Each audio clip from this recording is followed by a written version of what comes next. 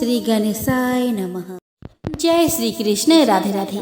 नमस्कार दोस्तों आप सभी को जितिया व्रत की हार्दिक शुभकामनाएं। दोस्तों आज इस वीडियो में आप श्रवण करेंगे जीवित पुत्रिका की पावन व्रत कथा। दोस्तों किसी नगर में एक राजकुमार रहा करता था। उसकी प्रजा बहुत ही सुखी थी। सभी लोग राजा को बहुत मानते थे। एक बार वह राजा जंगल में शिकार खेलने गया। शिकार करते करते राजा बहुत दूर निकल गया। प्यास के मारे राजा की गला सूखने लगी। वह नदी के तलाश में इधर उधर घूमने लगा।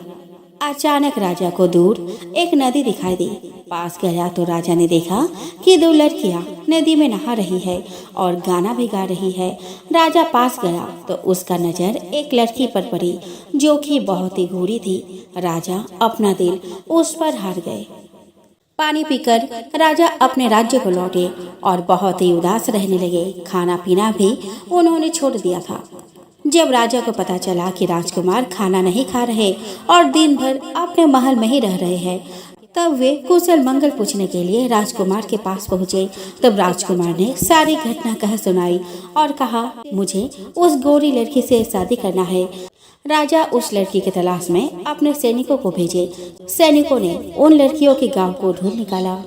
उन्हें पता चला कि ये दोनों लड़कियां जुड़वा बहनें थी और उनके पिता एक गरीब किसान थे। राजा मंत्री के साथ उनके गांव गए एवं गोरी लड़की का हाथ अपने राजकुमार के लिए मांगे, पर किसान ने कहा कि जब तक सांवली लड़की की शादी नहीं होता तब तक वह गोरी लड़की की शादी नहीं करेंगे। राजा ने राजकुमार के साथ दोनों लड़कियों का शादी करवा दिया, पर राजकुमार गोरी लड़की से ज्यादा प्यार करते थे, सांवली लड़की से उतना प्यार नहीं करते थे। दोस्तों ऐसे ही दिन बीत रहा था और कुछ दिन बाद गोरी लड़की से एक पुत्र और एक पुत्री हुआ और सांवली लड़की से भी एक पुत्र और एक पुत्री हुई। राजकुमार सांवली लड़की और उसके बच्चों को उतना नहीं मानते थे जितना कि गोरी लड़की और उसके बच्चों को मानते थे। पर सांवली लड़की बहुत ही गुणवान थी और धार्मिक प्रवृत्ति की थी।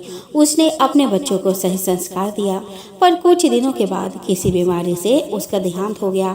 दोस्तों गोरी लड़की के पुत्री का नाम चंपा था और सांवली रानी के पुत्री का नाम दोलन था। दोस्तों कहानी दोलन और चंपा की अब शुरू होती है। सांवली रानी के मरने के बाद गोरी रानी ने अपने सौतीले बच्चों पर तरह तरह का कष्ट देना शुरू कर दिया। उन्हें खाना पीना भी ठीक नहीं देती थी।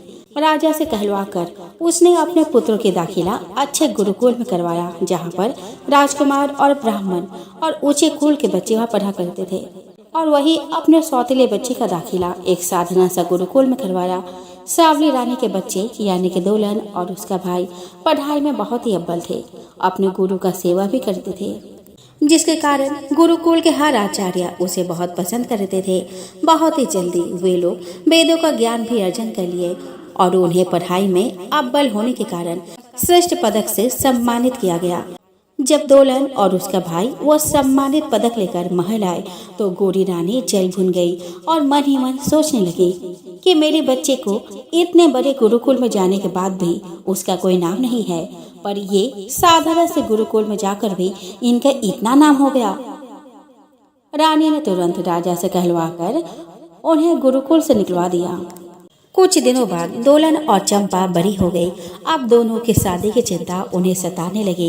रानी ने राजा को कहा कि देखो जी, लड़कियां अब बड़ी हो गई है, दोनों की शादी करवानी पड़ेगी, पर देखिए दोलन की शादी कोई गरीब घर में कराइएगा और चंपा की शादी कोई राजकुमार से कराइएगा।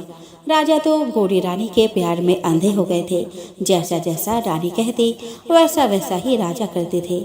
अब क्या हुआ कि राजा दूसरे नगर के राजकुमार से चंपा की शादी करवा दी और उसी गांव के एक गरीब किसान की बेटी के साथ दोलन की शादी करवा दी। दोस्तों यह तो पुराने जमाने की बात है कि बाप जिसके साथ भी बेटी का शादी करवा दे, बेटी कभी पलटकर जवाब भी नहीं देती थी कि मुझे यह लड़का पसंद है भी या नहीं। तो दोस्तों अब दोलन और चंपा दोनों ससुराल चले गए। चंपा तो महल में ऐसे आराम से रहने लगी, पर दोलन की जिंदगी बहुत ही कष्टकर हो गई। उसे तो दो समय का खाना भी नसीब नहीं होता था। कभी रात को हुआ तो दिन को नहीं, और कभी दिन को हुआ तो रात को नहीं, और कभी कभी तो 2 दिन तक भूखे रहने पड़ते थे। दोलन का पति भी दूसरों के खेत पर काम करता। कभी मन किया तो काम किया और कभी मन न किया तो दिन भर सोया ही रहा। दोस्तों ऐसे ही दिन कट रहे थे। कुछ महीनों बाद दोलन और चंपा ने बहुत ही सुंदर पुत्रों को जन्म दिया। चंपा का पुत्र तो सोने के खिलौने से खेलता, चांदी के चम्मच से खाना खाता और मखमल के बिस्तर पर सोता था, पर दोलन का बेटा मिट्टी के खिलौने से खेलता, खाना भी वैसे ही रूखा सूखा खाता। दोस्तों एक दिन गांव की बुजुर्ग महिला दोलन के पास आई और बोली कि दोलन। दोलन बोली कि क्या हुआ माई? बुढ़िया माता ने बोला कि दोलन, जितिया का व्रत आ रहा है, जितिया का व्रत नहीं करोगे क्या? दोलन ने कहा कि हाँ माई करूँगी, पर माई घर का हालात तो आप जानते ही है, मेरा पति तो कोई काम वाम करते नहीं, व्रत में लगे सामान कैसे लाऊंगी मैं? बुढ़िया बोली कि व्रत में इतना सामान तो नहीं लगता, इतना खर्च भी नहीं है। दोलन कहती है कि ठीक है माई, मैं जंगल से लकड़ी लाकर उसे बाजार में बेचकर जो पैसा आएगा उसी से जितमान बाबा की पूजा करूंगी, तू मुझे इस व्रत का विधि बता दे। बुढ़िया ने कहा कि देखो दोलन, आश्विन मास के सप्तमी को नहा खाई करना, अष्टमी को निर्जला व्रत करना और नवमी को पारण करना। बुढ़िया ने सारा विधि विधान बताकर वहाँ से चली गई। अब दूसरे ही दिन दोलन लकड़ी बीनने जंगल चली गई। जंगल में थोड़ी दूर ही गई होगी कि उसे एक गाय माता मिली। गाय माता ने आवाज लगाया कि दोलन, ए दोलन, कहाँ जा रही हो? जरा सुन ना, इधर तो आ। दोलन ने कहा कि क्या हुआ गाय माता? गाय माता ने कहा कि दोलन, मेरी कमर बहुत दुख रही है, थोड़ा दबा तो दे। दोलन ने कहा कि हाँ गाय माता, ठहरो, मैं दबा देती हूँ। दोलन कमर दबा ही रही थी कि गैया माता ने एक सुंदर बछड़े को जन्म दे दिया। दोलन ने बछड़े को अपने आंचल से साफ किया और बछड़े को दूध पिलाई और गाय से विदा लेकर आगे बढ़ गई। कुछ आगे चलकर उसे एक और आवाज सुनाई दी, दोलन, ए दोलन, जरा इधर तो आ। दोलन बोली, कौन है? उधर से आवाज आती है कि मैं हूँ, जरा मुझे इस मकड़ी के जाला से निकाल तो दे, मैं इस जाले में फंस गया हूँ, तुम्हारी बहुत मेहरबानी होगी। दोलन ने देखा कि वहाँ एक नाग देवता मकड़ी के जाले में फंसे हुए हैं। दोलन ने कहा कि ठीक है नाग भैया, मैं आपको निकाल देती हूँ। दोलन उस सांप को मकड़ी के जाले से निकालकर आगे बढ़ जाती है। आगे बढ़ने पर उसे एक बुढ़िया मिलती है। बुढ़िया बहुत ही बीमार थी, सारे शरीर में घाव थे जिसमें से मवाद बह रहे थे। बुढ़िया ने कहा कि बेटी, जरा मेरे घाव को साफ तो कर दे और मेरे पैर दबा दे, बहुत दूर से आई हूँ, चलते चलते मेरे पैर में दर्द हो गए हैं, तू अगर दबा देगी तो बड़ी मेहरबानी होगी। दोलन ने उस बूढ़ी के घाव को साफ किया और पैर दबाकर बुढ़िया से विदा लेकर जंगल की तरफ चल दी। दोस्तों उस दिन दोलन को जंगल से ढेर सारी लकड़ियां मिली। उसने सारी लकड़ियां इकट्ठा की, पर लकड़ियों को बांधने के लिए उसने रस्सी लाना भूल गई थी। अब उसे चिंता सताने लगी कि अब इन लकड़ियों को वो कैसे ले जाएगी। दोस्तों दोलन यह सोच ही रही थी कि वहाँ वही नाग प्रकट हो गया जिसे दोलन ने मकड़ी के जाले से निकाली थी। नाग ने कहा कि दोलन, तुम चिंता मत करो, मैं हूँ ना, तुमने मुझे मकड़ी के जाले से निकाला, अब फर्ज बनता है कि मैं तुम्हारी मदद करूं। नाग ने लकड़ियों की गठरी को अपने कुंडली में बांध ली और उस गठरी को दोलन ने अपने माथे पर उठाकर घर की तरफ चल दी। रास्ते में उसे वही बुढ़िया मिली जो पूरी तरह से स्वस्थ थी। बुढ़िया ने कहा कि बेटी, तेरी सेवा से मैं बिल्कुल ठीक हो गई हूँ, ईश्वर तेरी भला करे, तेरी हर मनोकामना पूरी हो, तेरा घर धन धान्य से भरा रहे। बुढ़िया माई ने ढेर सारा आशीष देकर वहाँ से अंतर्ध्यान हो गई। दोलन थोड़ी आगे बढ़ी तो उसे वही गाय और बछड़ा दिखाई दिया। गाय ने कहा कि दोलन, मुझे भी अपने घर ले चलो, इस जंगल में मुझे और मेरे बछड़े को जंगली जानवरों से बहुत खतरा है, तुम्हारे घर पर रहूंगी तो मैं और मेरा बछड़ा दोनों सुरक्षित रहेंगे। दोलन ने कहा कि ठीक है गाय माता, चलो मेरे साथ। दोलन गाय और बछड़े को साथ लेकर घर आई, अपने माथे से लकड़ियों का बोझा उतारी। नाग देवता भी दोलन को आशीर्वाद देकर जंगल को चले गए। दोलन ने लकड़ियों को उठाकर घर के अंदर रख दी ताकि बारिश में ना भीग जाए और सोचा कि कल सुबह अपने पति को बाजार भेजकर उन लकड़ियों को बेच देगी और उन पैसों से व्रत के लिए आवश्यक पूजन सामग्री ले आएगी।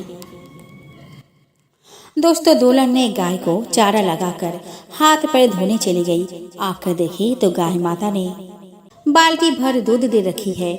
उस दिन वे लोग सूखी रोटी नहीं बल्कि दूध रोटी खाया। इतने दिनों के बाद उन्हें आज भरपेट खाना मिली है। उस दिन वे तीनों आराम से सोए। सुबह हुई तो दुल्हन ने पति से कहा कि सुनिए जी, कमरे में जो लकड़ी रखी है उसे बेच कर आओ और उससे जो पैसा मिलेगा उससे पूजा के सामान ले आओ। दोस्तों, जैसे ही दुल्हन के पति लकड़ी निकालने जाता है वो देखता है कि सारी लकड़ियाँ सोने की हो गई है और गाय भी सोने का गोबर कर रही है। वे लोग आश्चर्यचकित हो गए। दुल्हन समझ गई कि यह सब जितमान बाबा का ही आशीर्वाद है, जो ये गाय, नाग देवता और बुढ़िया माँ के रूप में उन्हें दर्शन दिए हैं। दोस्तों, दुल्हन अब अमीर हो गई। वे अब महल में रहने लगी। नौकर चाकर से घर भर गया। दुल्हन का बेटा भी अब स्वर्ण के खिलौने से खेलने लगा, मखमल के बिछौने में सोने लगा। दुल्हन ने पूरी विधि विधान से जितिया का व्रत करने लगे। दोस्तों, उनके घर से अब कोई भी भिक्षु, साधु, संत खाली हाथ नहीं जाता था। वे लोग दिल खोलकर दान दिया करते थे। चारों बगल उनका नाम होने लगा। तो एक दिन क्या हुआ कि यह खबर राजा तक पहुंची कि आपके बेटी दुल्हन और उसका पति बहुत ही दानवीर है। जो भी उनके पास जाता है वह खाली हाथ नहीं आता। यह सुनकर दुल्हन के सौतेली माँ ने सोचा कि मैंने तो इसकी शादी एक गरीब घर में करवाई थी, फिर इतना धन इनके पास कैसे आया। उन लोगों से रहा ना गया और चले गए दुल्हन को देखने। उन्होंने देखा कि उनका महल तो वाकई बहुत ही बड़ा है, हजारों नौकर चाकर है। दुल्हन ने अपने माता पिता का आदर सत्कार किया, उन्हें भोजन करवाया। राजा ने कहा कि बेटा दुल्हन, मुझे माफ कर दो, मैं इतना दिन तुम्हें देखने भी नहीं आया। तुम्हें जानबूझकर गरीब के घर शादी करवाया ताकि तुम्हें जिंदगी भर कष्ट हो। मैं बहुत पापी हूँ। इतना कुछ करने के बाद भी तुमने हमारा इतना आदर सत्कार किया। भगवान तुम्हारा भला करे। दुल्हन ने कहा कि पिताजी, मुझे इस बात के कोई दुख नहीं है। जिसके नसीब में जो होता है वो उसको मिलता ही है। आप दुखी मत होइए।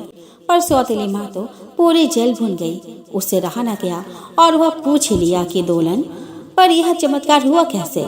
दुल्हन बहुत ही भूली थी, इसीलिए वह सारा हाल कह सुनाई कि कैसे उसने जितिया का व्रत किया और जंगल की सारी घटना कह सुनाई। रानी ने राजा से कहा कि सुनिए जी, चलिए चंपा के घर भी घूम कर आते हैं। रानी चंपा के महल जाती है और दुल्हन के अमीर बनने की सारी कहानी बताती है और कहती है कि तुम भी जितिया व्रत करने का संकल्प करके लकड़ी लाने जंगल जाना। जंगल से लकड़ी चुनकर बेचकर उस पैसे से जितिया का व्रत करना। देखना तुम्हारा धन 2 गुना से 4 गुना हो जाएगा। बस और क्या था। माँ के कहे अनुसार चंपा घर में सब कुछ होते हुए भी चल दी जंगल में लकड़ी चुनने। थोड़ी आगे जाने पर उसे वह गाय मिली। उसने कहा कि चंपा, ओ चंपा, कहाँ जा रही हो। चंपा कहती है कि कहीं भी जाऊं, तुमसे क्या। गाय कहती है, चंपा देखो ना, मुझे प्रसव पीड़ा हो रही है, जरा मेरी कमर तो दबा दो। चंपा कहती है कि जब तक मैं तेरी कमर दबाऊंगी तब तक मैं कितनी दूर न चली जाऊंगी। इतना कहकर मुंह टेढ़ी करके चंपा आगे बढ़ जाती है। आगे उसे वही नाग मिला जो कि मकड़ी के जाले में फंसा हुआ था। उसने कहा कि चंपा, ओ चंपा, जरा मुझे इस मकड़ी के जाले से निकाल तो देना। चंपा बोली कि नहीं बाबा, अगर मैं तुम्हें निकालने गई और तुम मुझे डस लो तो मैं तो मर जाऊंगी ना। ना भाई ना, मैं तुम्हें नहीं निकालूंगी। इतना कहकर वह आगे चली जाती है। आगे उसे वही बुढ़िया मिलती है। बुढ़िया माई कहती है कि चंपा, ए चंपा, जरा इधर सुन, थोड़ी मेरी पैर दबा दे और मेरी घाव को साफ कर दे। मैं बहुत दूर से चल कर आई हूँ। चंपा कहती है कि छी, मैं तुम्हारी घाव साफ नहीं करूँगी और मैं तुम्हारे पैर क्यों दबाऊं। मैं भी तो इतनी दूर से चल कर आ रही हूँ और मेरे पास इतना समय भी नहीं है। इतना कहकर वह आगे बढ़ जाती है। दोस्तों, चंपा को उस दिन जंगल में लकड़ी भी नहीं मिली। 2-4 पतली पुतली लकड़ियां ही मिली। उसने उसको चुना और उसकी गठरी बनाई। तभी उसे वह नाग देवता दिखाई दिए। चंपा ने कहा, ए नाग देवता, आओ, मेरी लकड़ियों को अपने कुंडली में बांधकर बोझा को उठा दो। नाग देवता बोले कि जा रही चंपा, जा। 2-3 लकड़ियां तुझसे नहीं उठ रही है, खुद उठाओ और जाओ, मुझे अपना काम करने दो। चंपा उन लकड़ियों को उठाकर बड़बड़ाते हुए आगे बढ़ी। सामने वह बूढ़ी माई मिली। चंपा बूढ़ी माई से कहती है कि ये बूढ़ी माई, मुझे आशीर्वाद दो ताकि मेरा ये लकड़ियाँ सोने की हो जाए। बुढ़िया माई बिना कुछ बोले वहाँ से निकल गई। आगे वो गाय माता मिली। चंपा बोली कि ए गाय माता, चलो मेरे साथ। गाय माता बोली कि चंपा, मैं तुम्हारे साथ क्यों जाऊँ? तूने तो मेरी कमर भी नहीं दबाई। मैं तुम्हारे साथ नहीं जाऊंगी, तुम जाओ अकेले, मैं यही खुश हूँ। चंपा लकड़ियों का गठरी लिए महल वापस आई और आकर ही सो गई। सुबह जब वो उठती है तो वो देखती है कि उसका महल झोपड़ी बन गया है और सारे सोने के आभूषण, मखमल के वस्त्र, सभी शान शौकत वहाँ से लुप्त हो गए हैं। चंपा की मखमल की साड़ी साधारण से साड़ी में बदल गई है और घर में कीड़े मकोड़े चल रहे हैं। चंपा दौड़कर अपने माँ के पास जाती है और सारा हाल सुनाती है। दोनों माँ बेटी दोलन के पास जाती है और उसे खरी खोटी सुनाती है कि तुमने मेरी बेटी को सब गलत गलत कहा, जिससे उसकी ऐसी हालत हो गई है। तब दोलन कहती है, मैंने कुछ भी गलत नहीं कहा, पर एक बात मैं कहती हूँ कि चंपा, मेरे पास तो कुछ भी नहीं था, जिसके कारण मैंने जंगल से लकड़ियाँ लाई ताकि उसे बेचकर मैं व्रत का सामान ला सकूं। उस समय तो मेरे पास 2 वक्त के खाने के लिए भी कुछ नहीं था, पर तुम्हारे पास तो सब कुछ था, फिर भी तुमने ऐसा किया। और जो जंगल में गाय माता, नाग देवता और बुढ़िया माई मिली थी, वह कोई और नहीं बल्कि साक्षात जितमान बाबा के ही रूप थे, जो तुम्हारी परीक्षा ले रहे थे। तुमने उनका निरादर किया है, जिसका फल तुम भोग रही हो। चंपा और उसके माँ दोलन की पैर पकड़ ली और कहा कि हमें इस संकट से निकालो। तब दोलन बोली कि मैं तो कुछ भी नहीं हूँ, जो है वो जितमान बाबा है, तुम्हें उनसे माफी मांगनी चाहिए।